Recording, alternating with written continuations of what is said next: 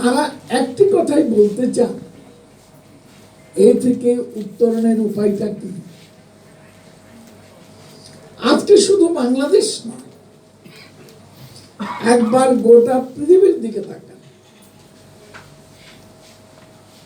আমাদের পার্শ্ববর্তী রাষ্ট্র থেকে শুরু করে আজকে যদি আমরা ইউরোপ, আমেরিকা, আমরা মধ্যপ্রাচ্যের দিকে তাকাই, তাহলে এই যে যুদ্ধের রণদামালা বেজে উঠেছে, গাজা, প্যালেস্টাইন, অসংখ্য নিরীহ নারী পুরুষ নিহত হচ্ছে, গণহত্যা সংঘটিত হচ্ছে। ইউক্রেনের দিকে তাকান, সর্বত্রই আমাদের কাছে মনে হচ্ছে প্রত্যেকে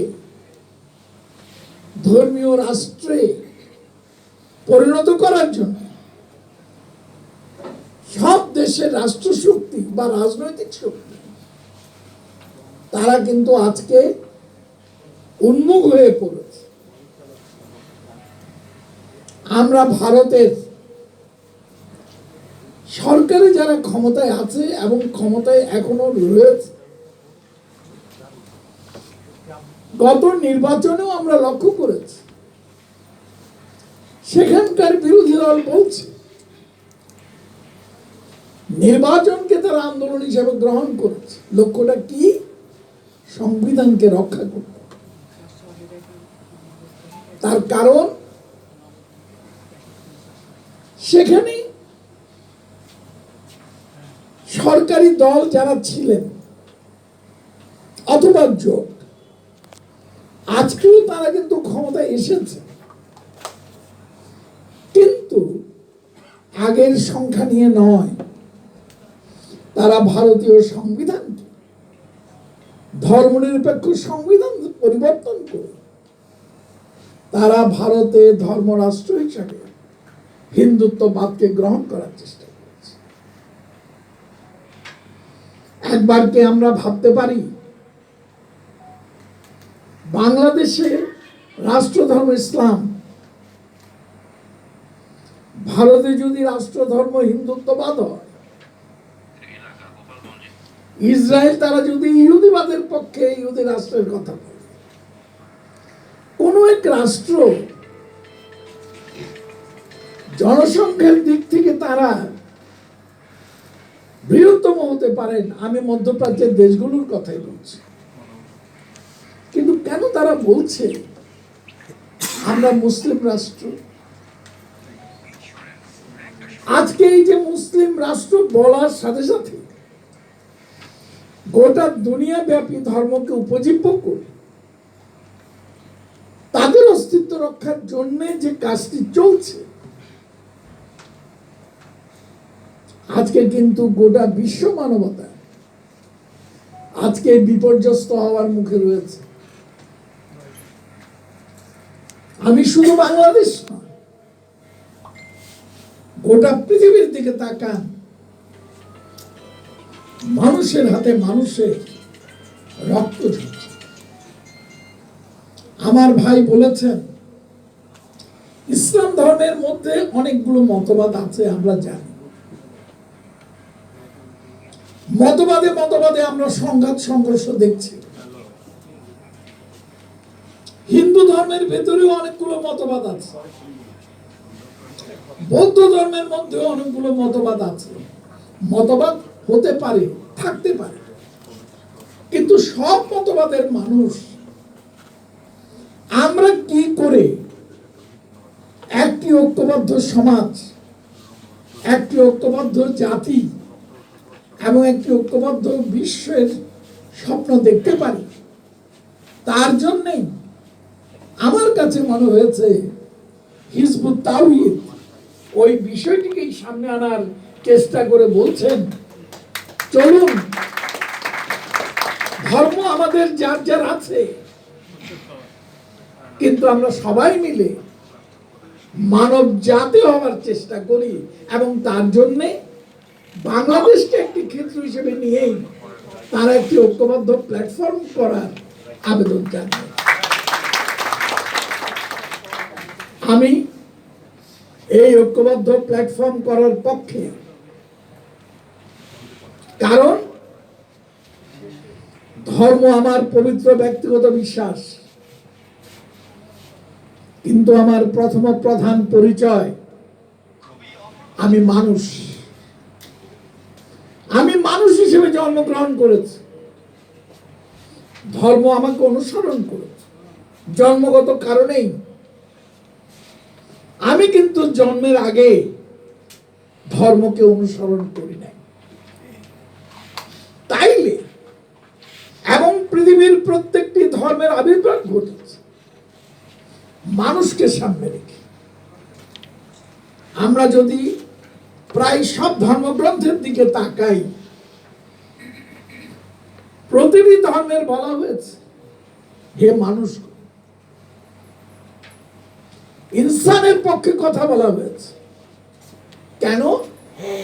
ইনসাফ প্রতিষ্ঠার জন্য।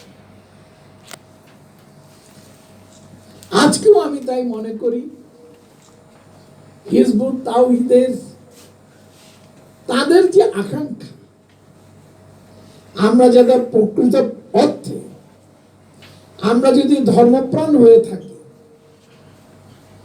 ধর্মে ধর্মে কোনো বিদ্বেষ নাই, ধর্মে ধর্মে কোনো দ্বন্দ্ব নাই, ধর্মে ধর্মের একটি কাল্পনিক দ্বন্দ্ব তৈরি করে আমরা একে অন্যের সম্পত্তি গ্রাস করি, আমরা তারাই, আমরা ঘর বাড়ি জ্বালিয়ে দিই, আমরা গাজায় বোমা বর্ষণ করি। ছবিটা কিন্তু গোটা পৃথিবী জুড়ে এক। অতএব চলুন আমরা বিশ্বজনীন যে অস্থিতিশীল পরিস্থিতি, বাংলাদেশের যে অস্থিতিশীল পরিস্থিতি, এই অস্থিতিশীল পরিস্থিতিকে বিবেচনায় রেখে আজকে সকল ধর্মপ্রাণ মানুষ চলুন আমরা ঐক্যবদ্ধ হই।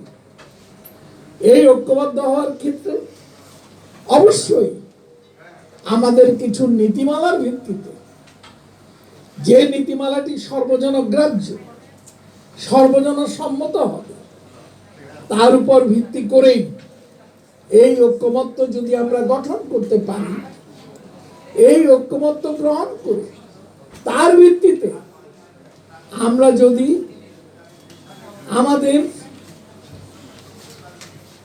ভবিষ্যতের বাংলাদেশ বিনির্মাণে আমরা যদি এগিয়ে যেতে পারি, তবেই আমরা প্রকৃত অর্থে মানুষ হতে পারবো।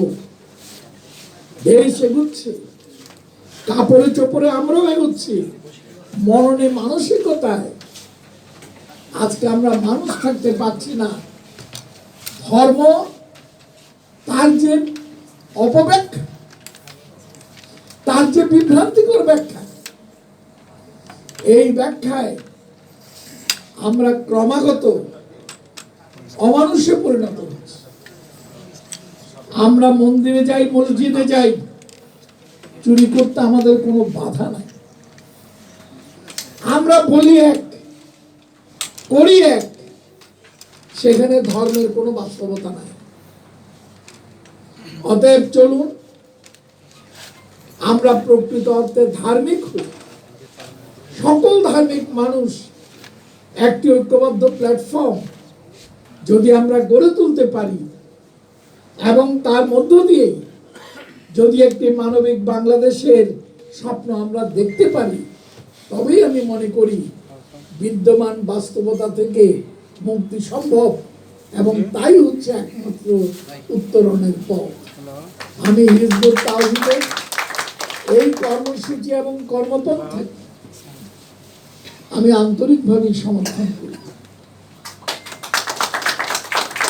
আজকে আমি এই কথাটা বলতে চাই, হিজবুত তাওহীদের, ওই যে আমার ভাই বললেন হিজবুত তাওহীদ আর হিজবুত তাহরীর, এই যে শব্দের মধ্যে যে সংকট, আমি আগেও তাদেরকে বলেছি, তারা যখন দেখা করতে গেছে আমি অনেক সময় তাদের সাথে দেখা করি নাই, অথবা তাদের সাথে কথা বলতে গিয়ে সব সময় আমি এক ধরনের বিব্রত থাকার চেষ্টা হয়েছে।